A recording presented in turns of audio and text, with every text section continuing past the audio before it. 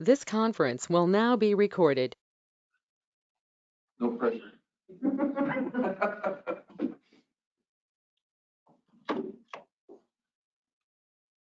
Okay, so the one thing I forgot to tell you last time is that these slides will all be available, this presentation and the other presentation after the fact, so you can sit, listen, and learn. How's that sound?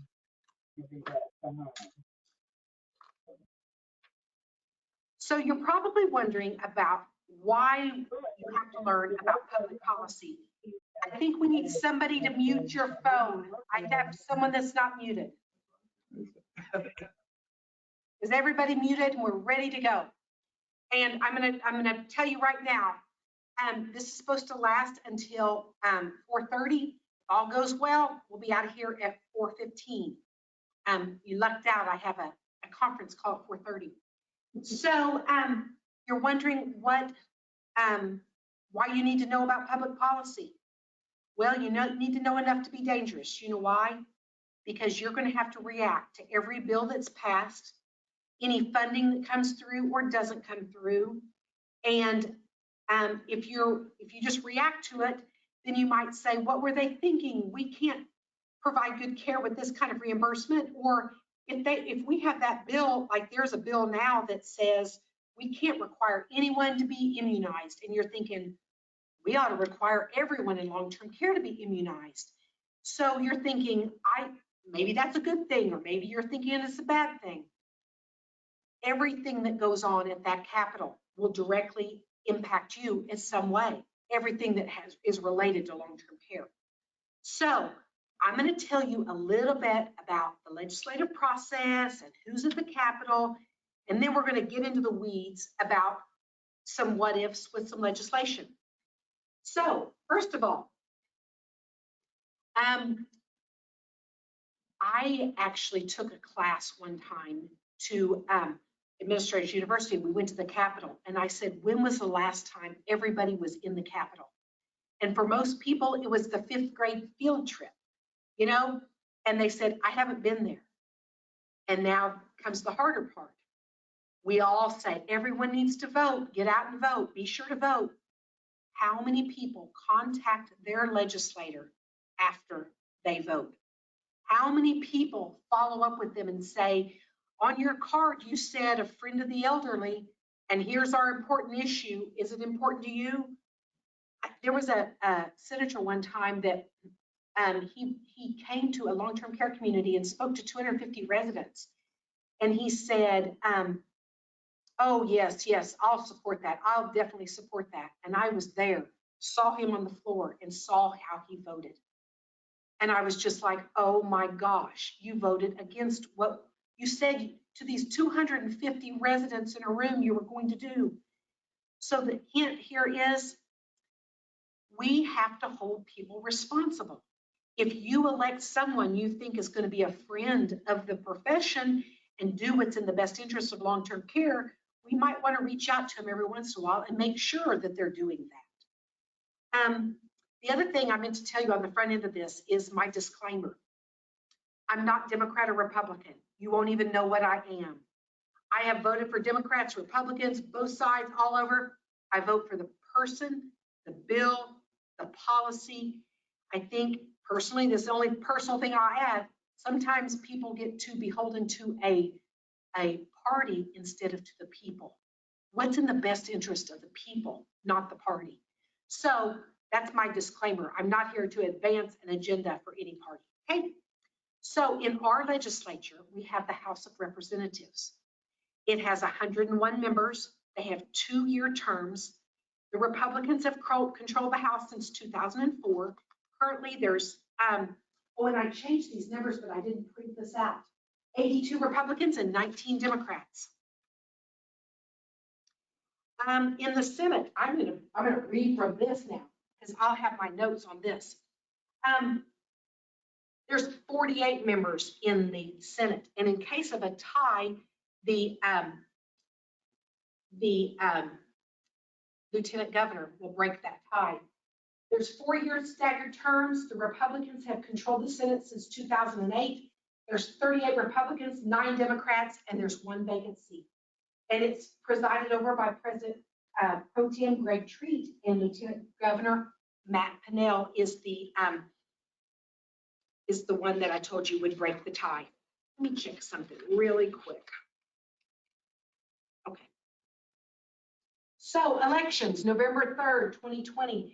You know, in some states, these elections make a whole lot of difference because some states will go from red to blue to red, back to blue, Democrat to Republican, and the numbers in the House vary. You know, you could go from 60 of this to 40, then 40 and 60, but Oklahoma is a very red state.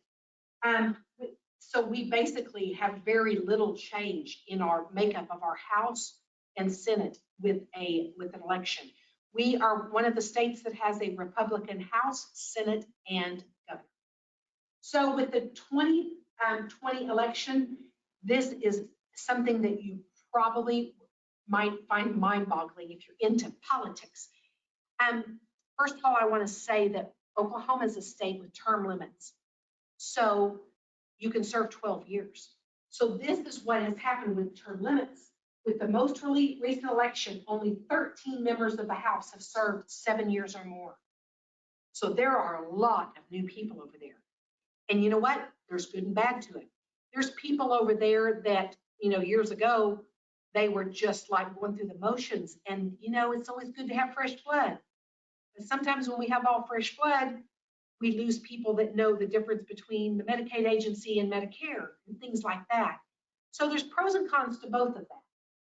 40% of the Senate members have served 2 years or less. Legislative salary, up until November of 2020, they were paid $35,021.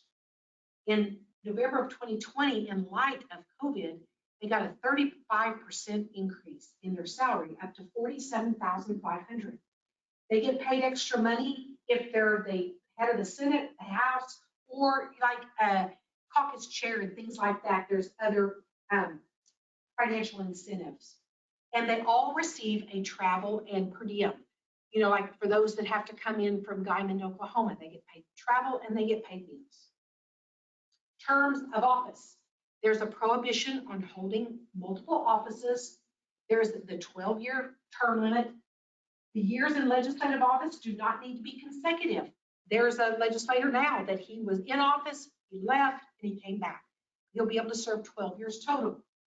The years of service in both the Senate and the House are added together in determining the total number of legislative years.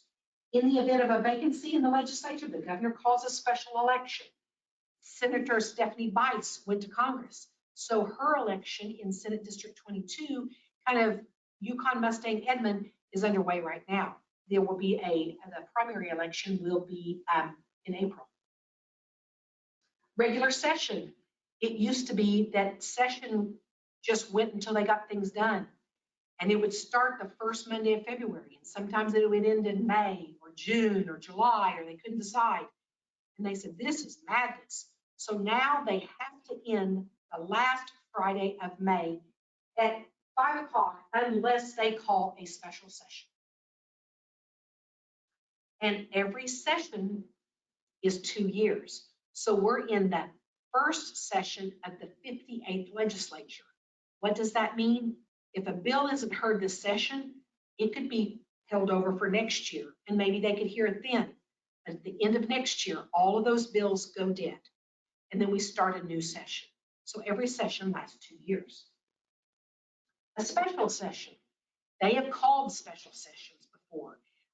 If there was a huge decline in the revenue that came in and they had to address something with the budget, or if they had like, I'm trying to think, about 4 years ago, they called 2 special sessions. They called one and then they finished that, then they called another one.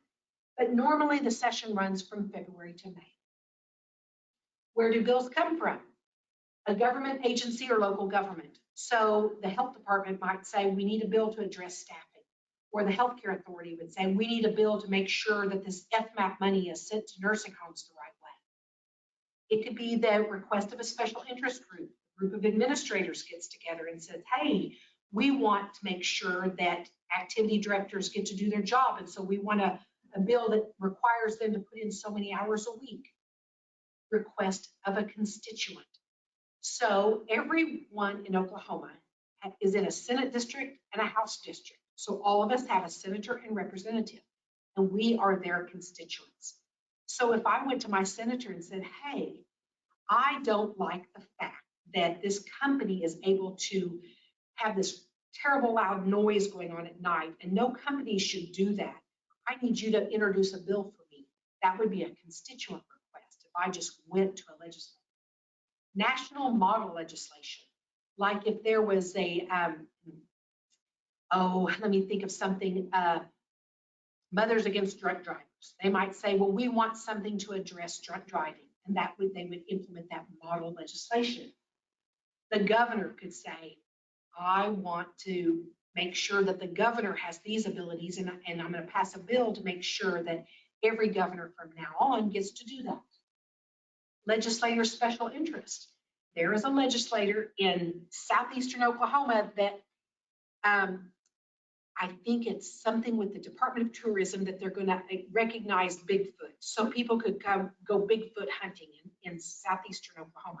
This is for real. So he introduced a bill to do something with Bigfoot. And then an interim study. Sometimes a bill will be introduced and people are saying, I don't know if it's good, bad, we're going to have to think about this. So what they do is they introduce an interim study and then they discuss it. And then they decide, yes, we'll have legislation, or no, we won't. So preparation, and I'm going to go through this. This is in the weeds. All bills then have to be requested by a legislator coming from one of those sources. You have to request a bill by, there's always a deadline. This year was December 11th, and it has to be filed by January 21st. The volume of legislation. It was really interesting. Last year, there were 840 bills filed in the Senate and 1,361 filed in the House. But what happened is COVID hit, and they just had to shut down the Capitol because no one could go up there to do their work, and only 500 bills became law. Most of those were budget bills and things that absolutely had to be done. In a normal year, like this year, there's 3,810 bills that will be filed. Probably anywhere from 500 to 700 of those bills will actually be enacted into law. And you're really thinking, if there's 500 new laws every single year, you know, is there really that much that needs to be done? But trust me, they dream up things that need to be done. The path of a bill. If you go to your your state representative in the House, and you want Bigfoot legislation and he introduces it, it starts out in the House. That's the House of origin. And it has to pass through the House. It goes through a committee. It goes to the House. And then it goes to the opposite House, which is the Senate. It passes through a committee, passes through the Senate, and then goes to the governor. And the governor has to sign or veto it. That was the really quick version of a bill. There is a flow chart of the path of a bill that is a solid sheet with all these boxes. And normally that's what happens with every bill. It gets to committee, they pull the title, it goes over here, and it's just this tangled little web because in the process, everybody sees the bill and tries to make it their own. You know, what this bill needs to be, how this bill needs to be handled. Under state question 640, okay, revenue and budget. Our budget year runs from July 1st through June 30th. And under state question 640, tax increases must be approved by 3/4 majority of the legislature, which is a very, very heavy lift. And that has been done before, but only when there was a major crisis. Okay, they know how much money they have because the Board of Equalization certifies this is how much money has come into this point, and that's how they develop the budget. So you might know that in, say, Texas doesn't have state, I think it's state income tax. Other states say, well, we don't pay property tax. Maybe it's Texas has no property tax. But in other states, some don't have property tax, some don't have personal state income tax. And they're like, well, what? That would be better. If there's no personal income tax, the property taxes are like 4 times higher. So every property owner pays all the tax. But if there's no property tax and it's all personal income tax, then it's skewed because the people who make more are all paying more. In Oklahoma, I'd like to think that our tax system, I think, is pretty balanced. We get money in from personal income tax, sales tax, gross production taxes, and we kind of have more of a balanced tax system. And that helps us in the event of a downturn in the economy. The largest fund subject to appropriations is the general revenue. So they take all the money and they take out the things that are already committed that they absolutely have to do. The rest goes into general revenue. And they do not allow them to allocate more than 95% of that. They hold back 5% just to make sure as a cushion. Well, in normal times, that was all well and good. But my gosh, back in the 80s, and then, you know, how many years ago? It was about 12 years ago, we had another downturn. There have been times when our budget was decimated. And so what they did was they thought that would take care of it, but it didn't. So what we, that goes into certified funds. So now we have the rainy day fund. So what they do is in years where there's extra money, they put that money in the rainy day fund. And the good thing about that is there are limitations about how much can go in the rainy day fund, because you could have someone that says, we're not going to fund all these programs. Let's build up this extra cushion when there's always going to be needs, education, transportation, Medicaid services. But at the same time, we do need some kind of a cushion, because if we spend it all, what happens when there's like COVID, a huge downturn in the economy, huge unemployment? So we have this rainy day fund. So the state budget is pulled from state appropriated funds, federal funds, and revolving funds. Revolving funds are all those fees, millage, copays. And one thing I'll tell you, now that any taxes have to have a 3/4 vote of the people, now they rely more on fees. You'll notice fees for license tags, administrator's license, all these fees. Now they can raise fees when they can get them approved, but to raise taxes is a much heavier lift. So the state budget, you know, people will say, oh, this budget keeps spiraling out of control. We're spending all this money. The fiscal year 09 budget total was $7.125 billion. The fiscal year 21 budget was $7.715 billion. In inflation adjusted dollars, the fiscal year budget was 19% below. The fiscal year 21 budget was 19% below the fiscal year 10 budget. And the fiscal year 20 budget was $8.160 billion. So you could, if you take nothing else out of this, you could say, you know what? Our budget in Oklahoma, we have been very good stewards of this budget, and it has been held in control for lots of reasons.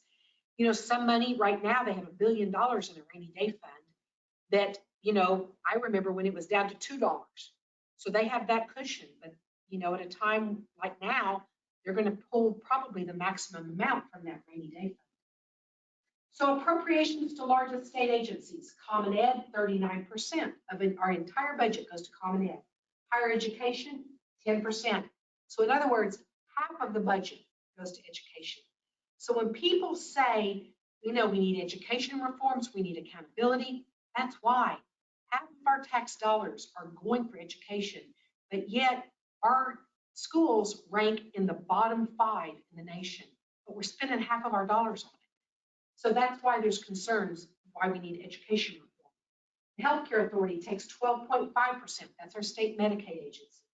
Human Services, that's DHS, 9%, and Corrections, 7%. So now we're going to get into the meat of this. Advocacy. Why is it important? Well, the budget, for one thing. When you're an administrator, you're going to have a budget, and your budget is going to completely revolve around your Medicaid reimbursement for the residents who are Medicaid, which is the majority of all residents in long-term care facilities. And we need to advocate for that, because at a time when there is a downturn in the economy, they all have to see, well, where are we going to cut? What's the low-hanging fruit?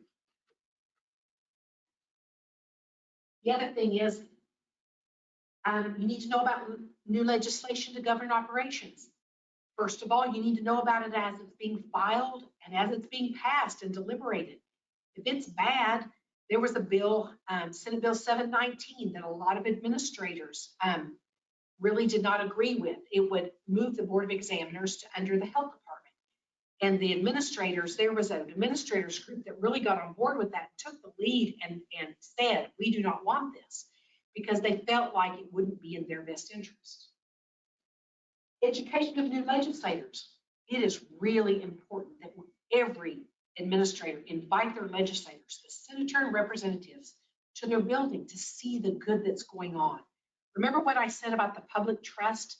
You know, how are they going to make an investment in something that if they don't trust it, if they don't value it, or if they don't really understand what goes on inside those walls?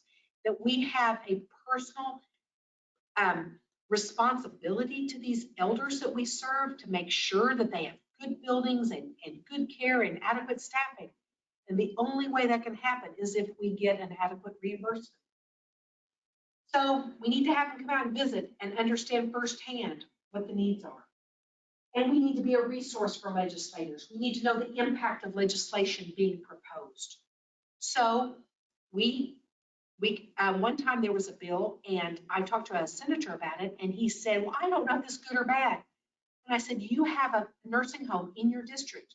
Call that nursing home. He goes, well, I'll call him right now. He got on the phone and he said, is this bill good or bad? And thank heavens that administrator knew about it and said, oh, that's a good bill. We want that bill. Hung up the phone. The legislator said, you have my full support. How can I help you? So that's how that worked. So advocacy. This is why we need your voice for long-term care. In 2017, there was a budget shortfall of $215 million. And that might sound like a lot of money. We have had years where there was a $700 million shortfall. And it was a difficult situation. But what they did this year was they just decided we're going to make across-the-board cuts to the Healthcare Authority, the Department of Human Services, the Department of Mental Health and Substance Abuse, and we're going to eliminate DHS Adult Day. We don't have the money to fund it. We're going to cut nursing homes 4% and all other programs 9%. Well, nursing homes, that you might think that looks good. We didn't get cut 9%, we only got cut 4%. 4% would be devastating to nursing homes. We couldn't, any cut would be bad. We should have an increase every year to cover for inflation. Unfortunately, I think we went 8 or 9 years one time with no increase. And when that happens, you know, it's really hard to continue to provide the highest level of care and the highest level of staffing at a time when the Medicaid rates are insufficient to cover those costs. So now what I'm going to do is I'm going to talk to you about some legislation. As we work through bills, very rarely does everybody say, this is a good bill. That, you know, that no one's opposed to this and we all should support it. What happens in the path of a bill is it starts out and everyone reads it and some people say, oh, this is good. Some people say, oh, this is bad. And some people would say, we need to kill this bill. And other people say, we passed this bill. And what usually happens is compromise. A group of people will get together and work on the bill. They'll say, well, what can you not live with? What is the burning issue? What is the part you can't live with? So, and this is where I'm going to need engagement from every one of you that I haven't heard from or I don't know out there. I'm going to go over, let me get this for you. I'm going to go over some scenarios. These are actual bills that have been filed, that have either been heard in a committee or will be heard in a committee. And we need to deliberate. Is this good, bad? Would this be in the best interest of long-term care? So, first of all, there is a bill. Let me get this bill. I had all these separated and I put them in my bag and I got them mixed in with everything else. There is a bill, House Bill 2566, that said every nursing home, every long-term care facility should be open for visitation. Open. So tell me, first blush, if you read a bill that said every building should be open, would you think that that was good or bad? And I need to hear from the people on the Zoom meeting. First blush would be good.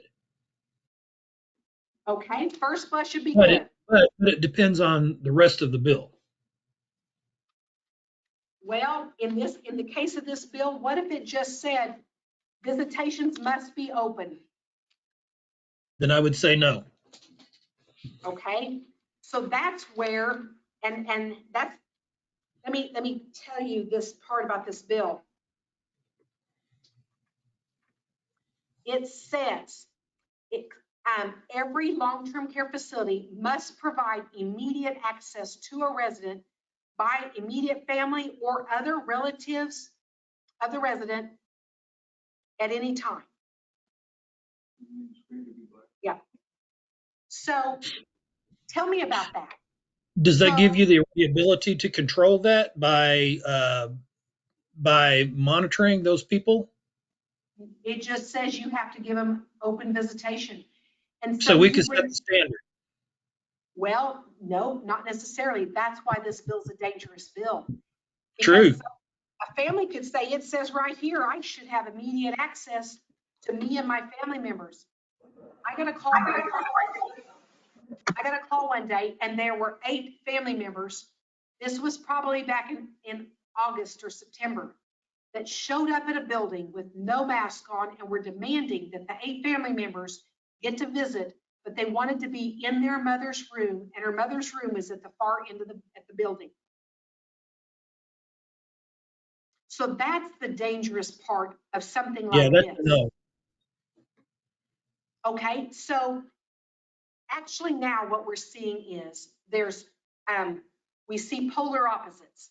There are people out there that think and I've talked to a legislator.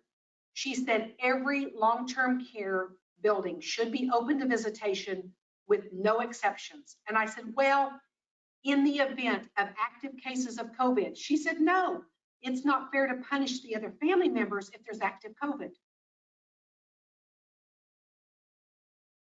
So that poses a real problem. And the other thing too is the families that showed up and said, we absolutely want to visit our mom and we're not going to wear a mask and her room's at the back of the building.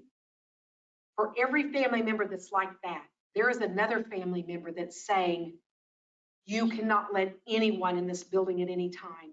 If my mom gets COVID, she will not survive it. And if you let anyone in, you're going to risk her life. So what do we do then? Any thoughts on that?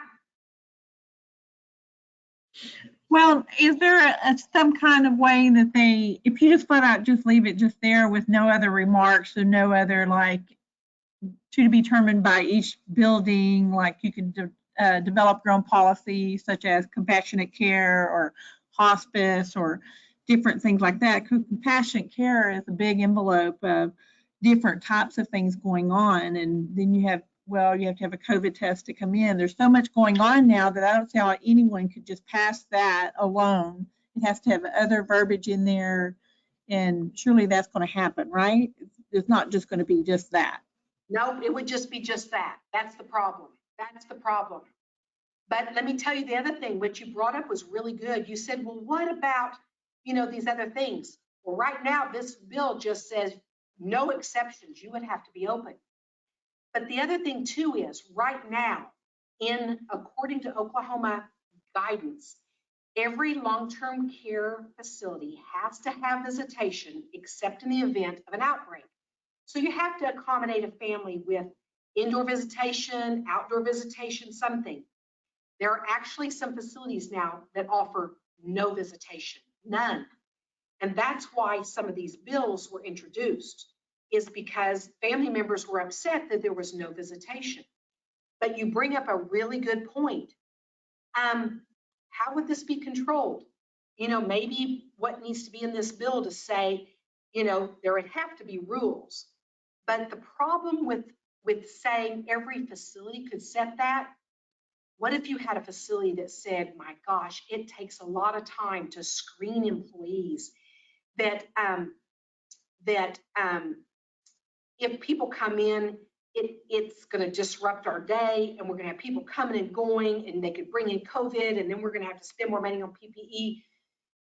Do we want to leave it up to each facility? What if we had facilities that said, no, we're going to opt no visitation, and other facilities are saying, we want visitation, we want full open visitation, and they're letting people go through the buildings, family members going to other residents' rooms. What about the residents in that building that didn't want that? So this goes back to what I talked about, an ethical dilemma. How do we take care of everybody in a long-term care facility when some people are right here that they want the buildings closed with no visitation, and other buildings over here are saying we absolutely should be open?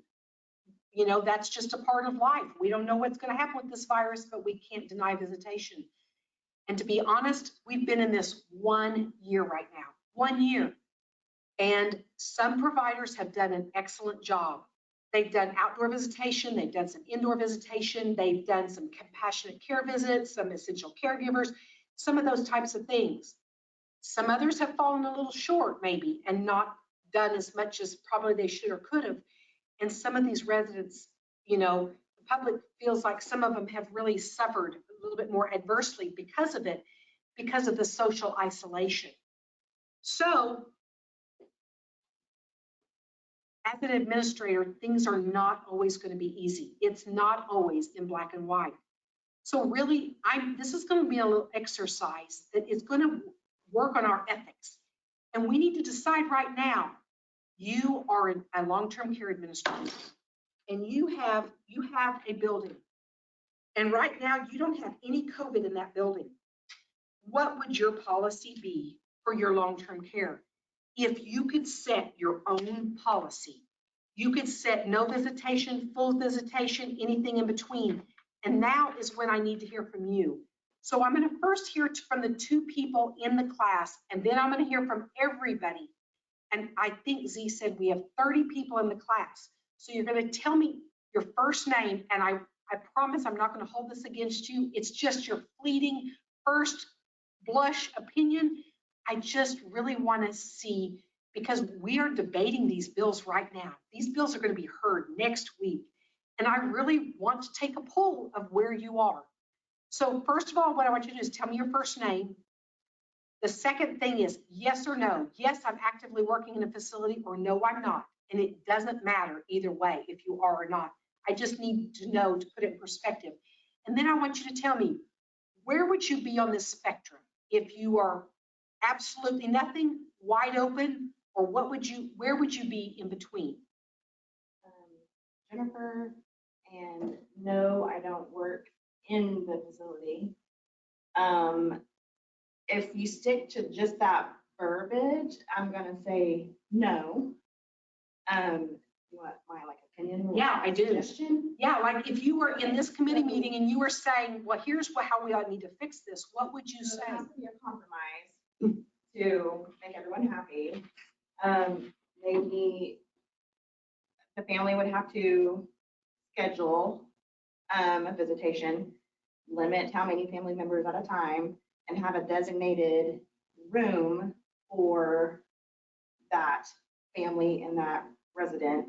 Then of course the family would have to, go through the checkpoint, but have a designated room so they're not just wandering all over the facility, and preferably a room closest to the entry door. Good. Next. I'm Amber, and I do work in the facility. I would have to say I would be in the middle, kind of where she's at. There would definitely have to be guidelines of how it would happen to protect the residents that don't want any potential exposure, and to also please the ones that do want to see their loved ones. I mean, you would have to come up with the even playing field there. Okay, anything you, and you could, oh, in addition to tell me your position, you, Jennifer, you added some things, you know, like, oh, we probably ought to make the entry close to, you know, the room close to the entry. Add anything you can think of like that, because this is what you're going to do as an administrator. You know, this is the critical thinking skills. You have to think the 360 about this. What would we do in this situation? Anything else you want to add to that, Jennifer? I mean, Amber or Jennifer. I mean, I think Jennifer pretty much, I mean, they would have to have their screenings, you know, I mean, so she pretty much got it. There may need to be like Yeah. some kind of understanding, you know, if your loved one ends up getting COVID, you have to understand that is, you know, something that you're risking coming in and seeing your family member.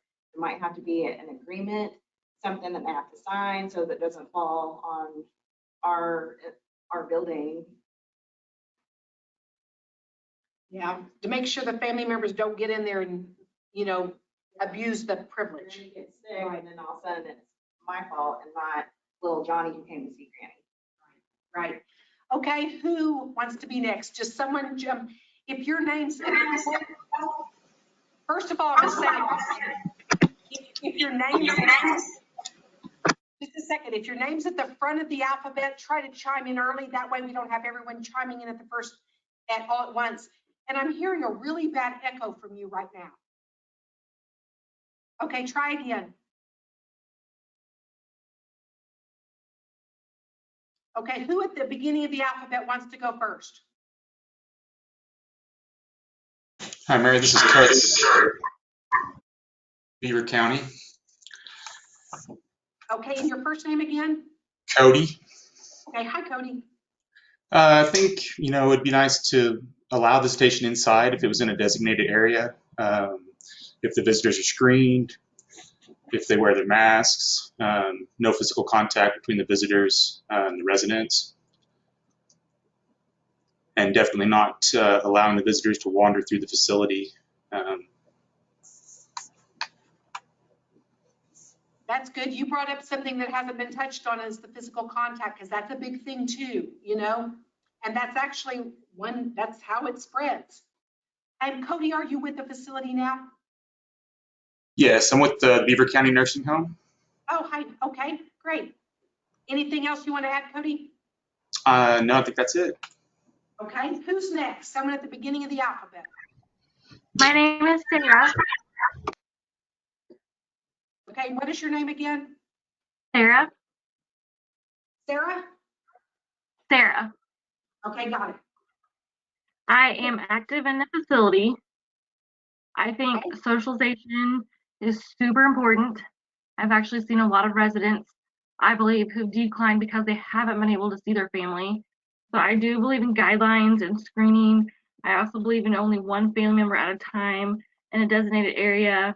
Hopefully the family could enter through an outside door and there could be a tent that they could walk in and see through and then be able to see and visually speak to their family member on the other side, but not physically touch them, so it protects each resident and the family as well. Thank you for adding that. You brought up some other things that we haven't talked about either, the see-through tent. I mean, that's really, you know, the window visits, you know, for a long time, people did those window visits, but with the screen and stuff, it's really kind of hard to see someone, but a clear tent would work well, and that would provide the complete barrier too. Thanks, Sarah. Who's next? Hello, my name's Aaron McDonald, if you can hear me. Got it. We can hear you. I don't currently work in a facility, but I am in the training at Corn Nursing Home in Weatherford, Oklahoma. And I will say, whenever my first day was Monday, they had the quick test apparatus, and within 10 minutes, I knew whether I was positive or negative. So if it was just immediate family, maybe they would be willing to take a test and know for a fact that they are negative.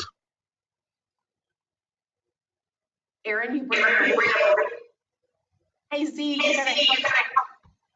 gotta I'm getting an echo. Hey Z, maybe it quit. Aaron, you bring up a really good point. When I talk about these things, I would never criticize. I just want to share some information. The rapid tests are really, really a good resource. Unfortunately, the rapid tests have a 40% false negative. And there was one building they did that. They were testing everyone that came in, and they had a massive outbreak of staff and residents and couldn't figure out what it was. So they started retesting and testing and realized that it was due to false negatives. So while it sounds really good to test, because some families said, well, test us, then let us just go throughout the building. But unfortunately, with that kind of percentage of false negatives, it's really, everyone should be screened anyway. And, but then maybe not have any physical contact at all. Just, have a barrier petition, something like that, or keep the 6 to 10 feet away, or that would be important. So thanks for sharing that, Aaron. Anything else, Aaron? No, ma'am. Thank you, though. Who else? Daryl Park. Okay, and your name? My name is Daryl Park. I'm here in Tulsa with the ice and the snow, so we're having a grand time. Okay. I'm currently not working in a facility. I have a consulting business, and I've been doing rural health consulting with critical access facilities for about the last 14 years. And just finished up a project over in Arkansas for the last year. So I've been living through the COVID fun from a hospital perspective with a large skilled nursing program. And, you always think of liability when it comes to this. And do you have, good legal consult to determine what your factors are? Because you're not going to please everybody, and that could turn around and bite you from a liability perspective. What's your legal ramifications, even with a legislative guideline as to what to do? I believe in having limited access, but controlled access. Obviously, what was said prior to this is phenomenal in regards to the process for getting people tested before they come in. That's great, but you are right. There's a huge false negative opportunity there. But there has to be some type of infection control standards to be used, and that would have to be determined by your facility at that point. But I think you can control the access and limit the spread, but you still have liability that you have to address. And you bring up that's something new again that was brought up, is the liability of this. I read an article in the paper today, and family members said, my mom died, got COVID in the nursing home, we're suing. So absolutely. Where is this going to go? I mean, if that's the case, then we don't have a leg to stand on, because the staff come and go every day. So how do we ever protect ourselves? And especially at a time, I'll tell you our worst enemy right now. And if any of you are with a building right now, I'm going to tell you our best line of defense is the vaccine. But unfortunately, some facilities are reporting 20 and 30% of their staff that are willing to take the vaccine. And what they projected is, if we don't get up to the 75 to 80% vaccination rate, we're going to be in this same environment up to 2 more years. And nothing's going to change until we hit 75 to 80% vaccination rate. So, well, we always, go ahead. I'm sorry. I said we had infection control policies and waivers put into place, and family members signed as they came in that they understood the repercussions. But that does not prevent you from being involved in a lawsuit. And unless there is some very controlled and backed systems in place, you will be in a lawsuit over this. It's just a matter of time. Well, and I don't know if anyone really understands the repercussions of everything we've been through. I mean, I think we're still, there's no playbook, because the rules keep changing. Just when we thought there's vaccines, we're going to push vaccine out. They realized that we don't have nearly the vaccine we thought. And now we have variants. And I don't know, I hate to be the bearer of bad news. The worst variant of them all is the Brazil variant, and it's in Oklahoma. It's Yes, in it is. Oklahoma right now. So that could change the rules again. So going back to your ethical decisions as an administrator, you know, just when you think you have it, the rules change. Just when you think you know operations, there's new legislation, there's new guidance, there's new, you know, you're going to have to be nimble with all this. And the other thing is information. You're going to have to keep up with this so you don't literally find yourself asleep at the wheel and don't know that something changed. Thank you, Daryl. Strong infection control. Yeah. So who's next? My name Abby is Dakota. Carroll. Oh, Sorry. Abby Carroll. Abby, okay. I'm with Elmbert Management in Southern Oklahoma. I've been in 7 outbreaks. I've actively worked in all 7 of them. So I'm a little bit more hesitant about letting people in the building. I think that we should let people in for end of life and significant changes. And then COVID test, full PPE, wash in, wash out, follow all guidelines, be far away from them, 6 feet in the room. I mean, some of these rooms are smaller. And we've been giving bonuses for vaccine if they'll take the vaccine. We have a lot of people that do not want to take the vaccine because they're in small towns in Southern Oklahoma and they don't believe that they work or that they think that there's a microchip in them. So we're having a lot of trouble with that. Unfortunately, it's one of our worst enemies is all the misinformation. And we pushed out all kinds of guidance to say, dispel the myths, FAQs, all about vaccine. But I will tell you, it's really interesting that the rural areas seem to have a lower vaccination rate than the metropolitan areas. There's more hesitation. In our membership, we actually did a survey. The lowest facility was 23%. The highest one was in excess of 80%.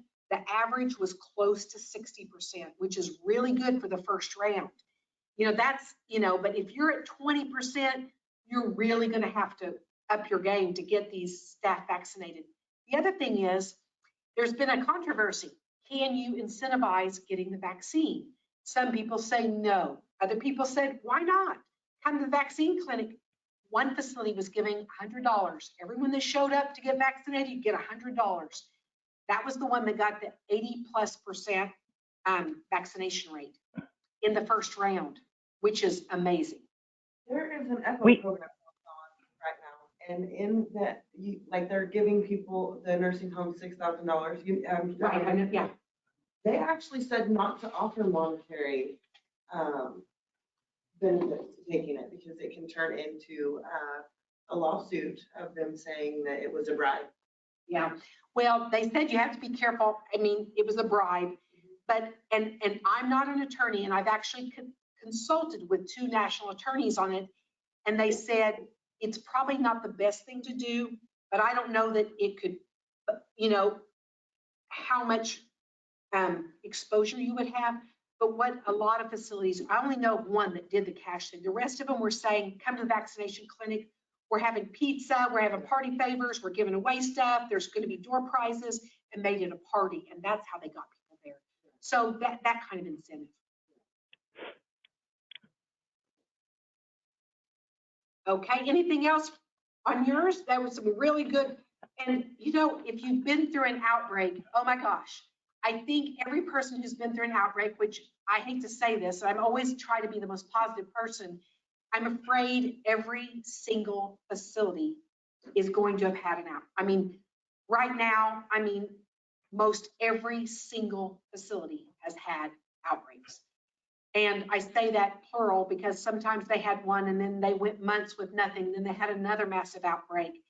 And I will tell you, when we can get past this, and we will, this will be the time to celebrate the long-term care profession, because I will tell you, the true heroes among us.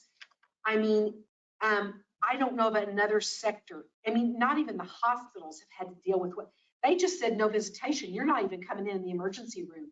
But yet long-term care has had more challenges. And you know, my slide earlier, that 1% of the population and 40% of the deaths, that's because we deal with the frail, vulnerable population. And so I just encourage every one of you right now to call your legislators, senator and representative, and say, you know, we had this discussion about this. And it is very concerning. We have an obligation to keep for the safety, health, and well-being of all the residents.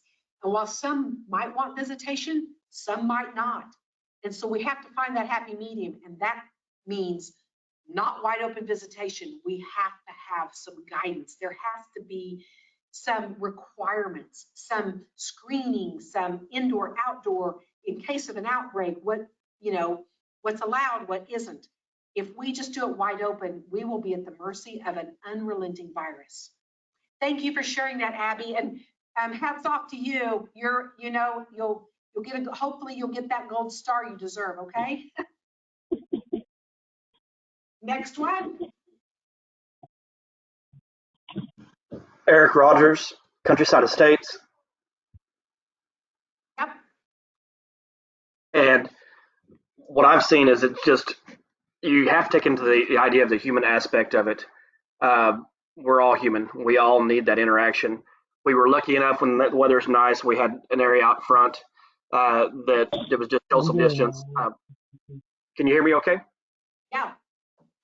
We were looking at the front when it started off, the weather permitted to have social distance just right up front, but we are also have a little breezeway that is just a barrier entrance like you see a lot of times in restaurants or other places. We have that heated, and right now we're using that. If someone's actively passing, we do have a room designated for that as well for family to visit, but for the most part, it's just been that breezeway area that you've got glass double doors to where you know, they're able to at least see each other and somewhat hear if they talk loud enough that, you know, they're able to still visit and carry on a little bit. But it's just, what do? You're either risking, you know, the well-being of one for everybody else in the building, to where it's kind of just darned if you do and darned if you don't at this point. And then, as you've said, rules change literally every other day, it seems like. And so all that we've just done is infection control specialists that we have on staff just keeps us abreast of what we can and can't do, and just do our best, honestly. Eric, you bring up some good things too. On that, the breezeway and the glass, that's a perfect situation there. Actually, right now, there are some communication devices that I've heard about that are like a phone that, you know, have one indoor, outdoor. I don't know if they kind of work like a walkie-talkie. And you can put them on speakerphone, so it amplifies that, so it actually helps you visit a little bit better. So maybe you could look into something like that. But I will tell you, one time I was in Denver for a conference, and they had an area, outdoor patio area reserved for a really nice dinner that they were having for about 100 people. And there was no other place for this private dinner except outside. And they put those space heaters, those tall heaters, they put those around the perimeter, and it got so hot we had to turn some of them off. Because so some people said, well, if it's 30 degrees outside, we can't do it. You absolutely can. Now, if the snowstorm comes in and we have 2 feet of snow, it's not going to happen. But keep in mind, if we have 2 feet of snow, no family was going to be visiting anyway. That's what people don't understand. 60% of the residents in nursing homes have no visitors. Did you know that? That's the national statistic. So when people talk about visitation, how many families are there every day?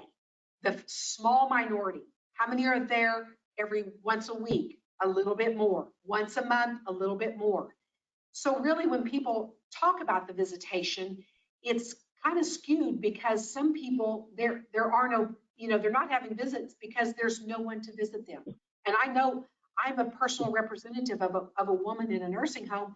She has no family. She has no visitors. She's never had any visitors. You know, it's me. And so I think the main thing we have to do is to make sure that if you're utilizing FaceTime, or even just bringing in a portable phone and letting people have just a phone conversation. And I'm going to give you a hint. I would be taking pictures of that. I would be documenting when it's done. If you're scheduling visits, if you're scheduling FaceTime, I'd be documenting all of it. You know why? Because if there's a lawsuit on the tail end that said my mom died of the isolation, you have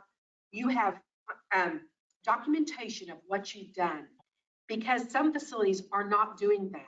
And I really encourage you, if you haven't been, to start doing it. Eric, is your dad Scott? Well, no, he's an older brother, Older brother. Okay, I just know Scott. 9 years older. Okay. Anyway, thanks for sharing. Who's next? My name's Dakota McGrory, and I do not work at a facility right now.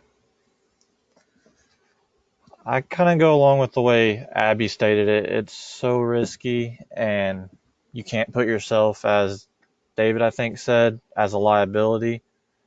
But people do need that interaction, and whether it's FaceTime or you have something set up outside that is foolproof, you have to have some interaction, but you can't put the whole building at risk for a couple people, I don't believe.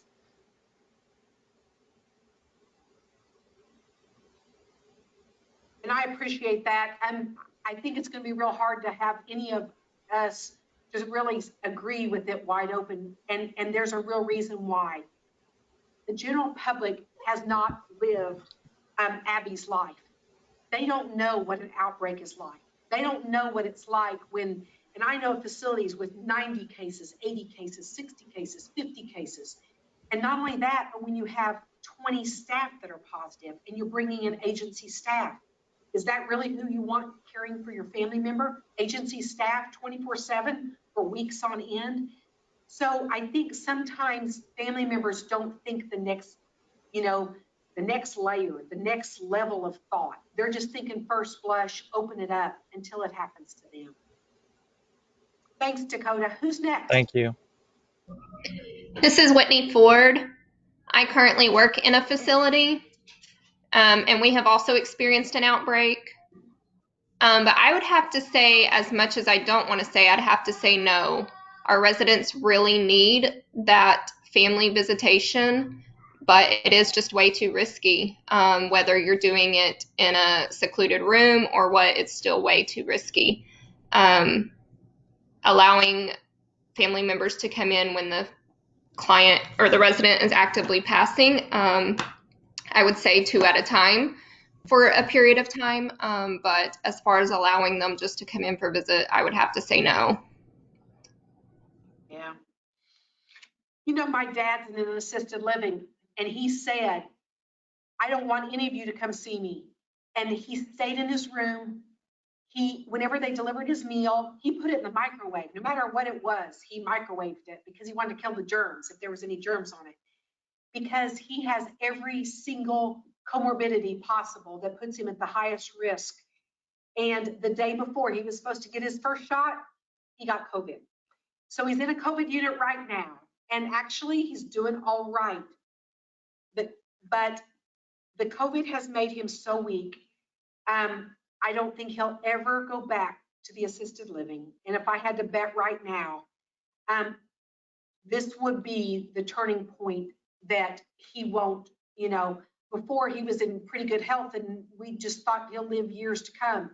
And I will be surprised if he lives 2 or 3 months from now. And not to sound terrible, but that COVID, it's not just, it's taken so much from him, his strength. I mean, and, basically the symptoms, the cough and stuff like that, that wasn't bad. It's just that it wiped him out. And when it did that, it's so hard for someone like that to recover. So when people say, did they die of COVID? Did they not? When I talk about COVID deaths, keep in mind, autopsies are not being performed. So if someone was active with COVID, they're saying, yeah, they had COVID. But if my dad should pass away in the next month, I would absolutely say he died of COVID. You know why? He was in perfect health till he had COVID. And COVID is the repercussions of COVID are what would be the thing that would take his life probably right now. And so if that happens, those things happen. But I'm thinking that there's going to be families that are going to see this differently than me, and they're going to say, 3 months down the road, my family member died of COVID. So, you know, of the repercussions, and now we're going to sue you for that. So I'm thinking that could go past the active cases, because I can see where the side effects of the COVID would have a lasting impact. Some of you probably have heard about long haulers, people that get COVID that have, I know a 40-year-old male that was a marathon runner that had COVID, and for 2.5 months now, he still has no stamina, has breathing problems. So anyway, Whitney, thank you for sharing that. Anything else from you? No, that is all. Thanks. And who's next? My name is Brett McNeil. I'm at the Wilson Nursing Center in Wilson, Oklahoma. And we've also had an outbreak as well. And but it seems to me that an all or nothing approach is just reactionary, and it kind of takes away any discretion. It really kind of lacks in wisdom to, because I understand why it's an emotional response both ways. And it's hard to try to stay just dedicated to the facts of the virus and the dangers. But as you suggested, we might need guidelines. My question would be is if they're going to give us guidelines, but then it also want to provide us funding, because when we've had visitation and we set up rules for social distancing, unless somebody is actively monitoring what's happening, it's very difficult to keep the families from touching their family. They keep scooting closer and closer, and if someone's actually not monitoring them, they just can't help themselves. They just want to get close and to touch them. And it just seems to me also that, like, when you bring someone in, you're not only exposing possibly other residents, but you are possibly exposing your employees. And so then, and every time you do that, if the more employees that have it, that also reduces the quality of care that everyone's going to get. Brett, I'm writing as fast as I could. I'm going to compile all this and I'm going to share with legislators, but I really hope each one of you will call your legislator too and share these things, because if not, you know, the whole point of this section of Administrators University is to say, you know what, if we don't use our voice and advocate for the betterment of the long-term care profession, we will be at the mercy of the long-term care profession. So thank you, Brett, for sharing some really good comments, okay?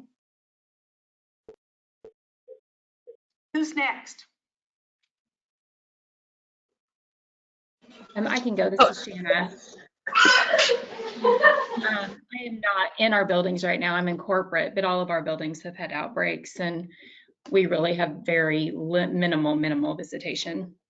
But it's kind of being on the fence, just like everybody else says. I don't think you can open it up, but I think you've got to have some sort of plan. You know, using the outdoor heaters is a good idea. But I had actually bought, and so did our facilities, iPads for all of our therapy teams. And I've encouraged them to make sure that as part of their treatment, that they're including FaceTime with as many family members as they can, so that they're getting that video, you know, even if it's not in person, getting that video time. But I don't think that they've had a set plan, but I think they need to set a set schedule for what family members they can. And like you said, document to get those videos going, because those outbreaks, you know, we've had, I think I had 13 therapists out at once with COVID, you know, a few weeks ago in the middle of January. And so you just can't function whenever you've got that many employees out at once. So you have to just, I don't know, just figure it out. You guys are really, I mean, I am really impressed with everything you're sharing, but the nugget I take from you is you need some kind of a set schedule.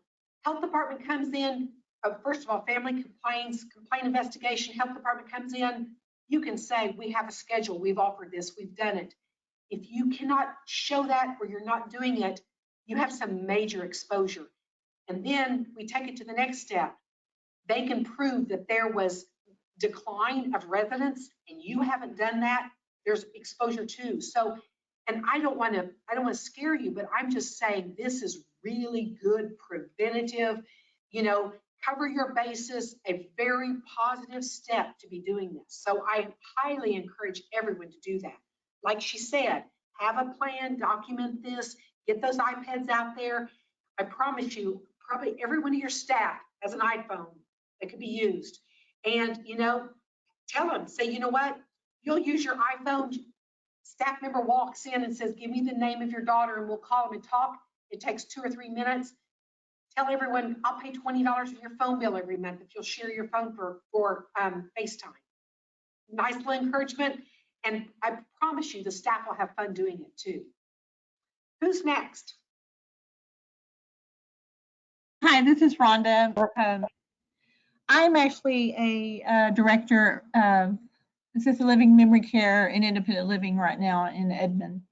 And we did have an outbreak in our memory care, and we lost all of them, 100% outbreak there, and 3 deaths in my memory care. And we had no COVID all year long, and we followed everything we, told to do. It happened after a holiday, Thanksgiving. So, we're not sure. Somebody come back from the hospital, somebody, relatives, different things happen. So we don't know what caused the outbreak. And that's the thing, it's the silent thing. It's a silent travel. We don't really know. We can only do infection control and all of that. But the plan, I think, I'm not a no, but I'm not completely open up everything either. We do, like you said, we have a planner where we put our social, whatever, if it's Skype or if it's the iPhone or if it's whatever we're doing, or if it's a window visit, we do window visits. We have outside visits. We have compassionate care and, of course, hospice. In order to even do any of the things, even to come in for compassionate care, we do a SharePoint orientation where they go on and they do the orientation. They sign an agreement. They have to do a COVID test, a PCR. And then when they come in their first time, they're trained. And we do have, if you're doing an inside visit, there's a plastic partition that divides them up in one area. And they're orientated on the first day, and they sign again the training for actually what to do when you're in the building and what you can do, what you cannot do, where you can go and you cannot go. And it's up to 2 people each visitation. And then we give them, of course, the option if they want to utilize. If they don't want to do that, then of course they can do any of the other things. We try to make it real enriching. We're in a new world now of how we do things. So we have a phenomenal activities group that really works to enrich their lives in other ways now to compensate for what we can't do. So we just have to figure out what that is, and that's what that I think to be done, but I can't say no because I've seen the detriment of those that are isolated that are so depressed. So I think we have to figure out what's the best interest of everyone, but the safest as well. And we got to consider emotional as well. So right. One thing to keep in mind, all this talk about social isolation, the decline of residents. I told you 60% of the residents don't really have visitors. And for some of these visitors, they might come once a week or once every 2 weeks. So really this boils down to what are we doing inside those walls between visits? So, there's a lot of things you can get on the internet now where you can show a video where it pretends like they're in Italy, or they're on a beach and they're showing museums. And we've pushed out all kinds of resources like that. So really, my suggestion to you is up your game on your activities. Every staff member, anything they can do to help engage residents, use music a lot. Just music in the background is a motivator. People are pulling out residents to their doors and doing hall bingo, things like that. So think outside the box and come up with some creative activity programming, because if that's going on, it takes away from the focus on visitation. Because I will tell you, visitation is not the be all end all, and people think it is. I told this legislator, I said, if you open up visitation for some of these residents, that's not going to change their world at all. So that's not really the problem. We need to finish. Is there anybody that I didn't call on that has anything that we didn't cover? Any great ideas you want to share to jump in real quick? This is Rebecca Doyle, and I'm not at a facility, but the only thing that I would add to that is a clause or stipulation that if a facility was currently experiencing a COVID outbreak, that that they would have the ability to cease visitations at that point, at least until the outbreak was effectively mitigated to where it would be safe, because at that point in time, the facility is really going to need to focus on their staff, their residents, and they basically they would, because it really does, when they have visitors, you know, that just adds another layer of complexities to it. So that would be the only thing I would add additionally, possibly. And that's a real good, a very important point too, because staff time's at a premium right now.